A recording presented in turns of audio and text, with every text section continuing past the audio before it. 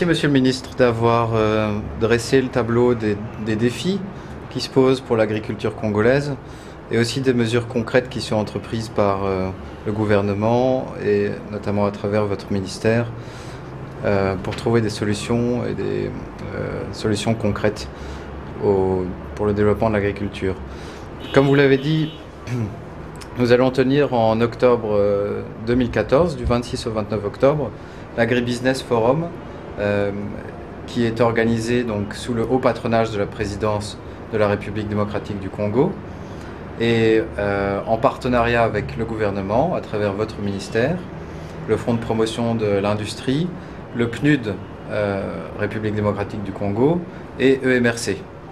Donc comme vous le savez, c'est un événement qui rassemblera des bailleurs de fonds, des investisseurs privés, publics, internationaux, des entrepreneurs et également des chercheurs, ONG et fondations. Tout ça dans l'objectif de renforcer l'agrobusiness en Afrique. Quelles sont les attentes de votre gouvernement par rapport à cet événement et pourquoi s'être investi dans l'organisation sur le sol quinois de cet événement? Oui, je dirais sur le sol congolais. Congolais. Parce qu'il s'agit bien de l'agribusiness et le potentiel que nous avons évoqué tout à l'heure, ce n'est pas à Kinshasa, c'est sur l'ensemble de la République.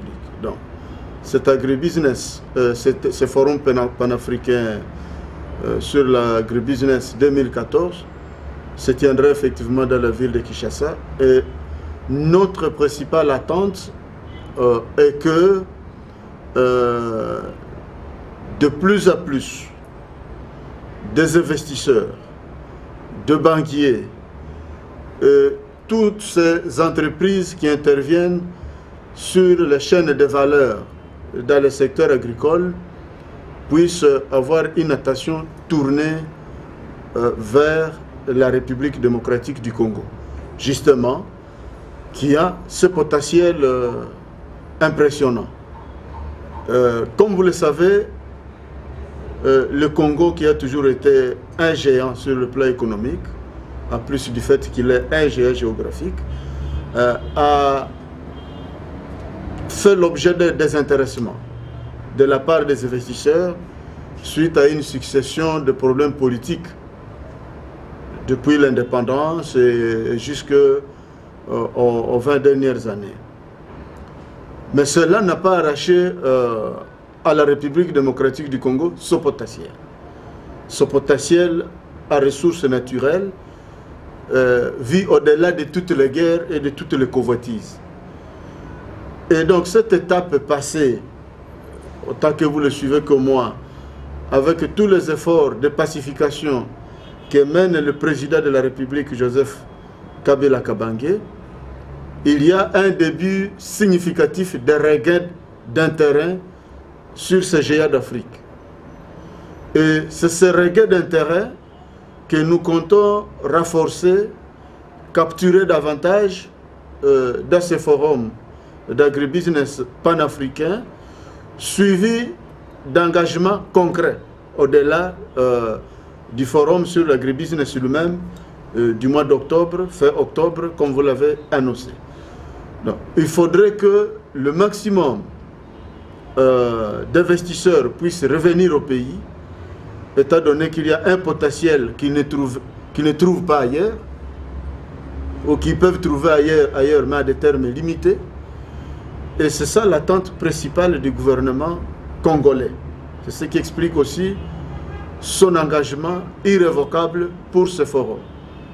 Que les gens, comme cela est déjà le cas dans les secteurs miniers, et là les gens se bousculent sérieusement, que les gens comprennent qu'en République démocratique du Congo, il n'y a pas que les mines, il n'y a pas que les télécommunications, qui croyaient ne pas avoir de clients dans un pays où on croyait que tout le monde est appauvri et pauvre, et ça a été la surprise générale, la télécommunication fleurit terriblement.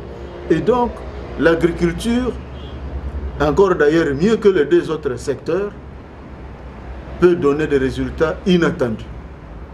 Et c'est peut-être le miracle de la prochaine décennie, 2015, 2025, 2030.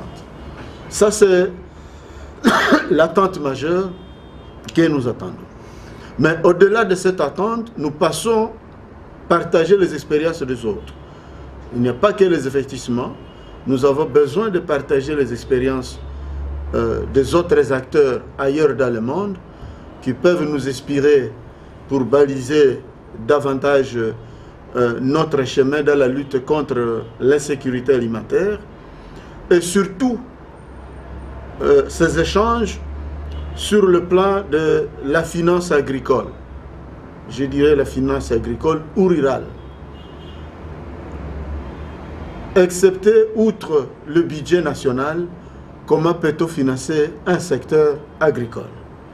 C'est pour nous une question fondamentale et à ce niveau, les expériences des banques, des fonds agricoles, nous devrons au maximum inviter des gens qui ont l'expérience dans ce domaine-là, des banques agricoles, des fonds de développement agricole là où ils existent, pour venir pendant ces quelques jours partager avec nous. Voilà ce que je peux dire comme attente essentielle, mais c'est plus l'après Business Forum. C'est la raison pour laquelle nous devrons approfondir une idée que MRC nous a proposé, mettre à place l'incubateur de projets agricoles. Ça, c'est quelque chose qui va au-delà. C'est peut-être une des premières réflexions au-delà du forum lui-même, mais également l'accompagnement dans le Fonds national de développement agricole et également comme MRC a un réseau de banquiers comme Rabobank, la Banque mondiale, la Banque africaine de développement, le FIDA, mais également comment mettre en place une banque de crédit agricole qui peut se mettre mieux à l'avantage au service des grandes exploitations agricoles.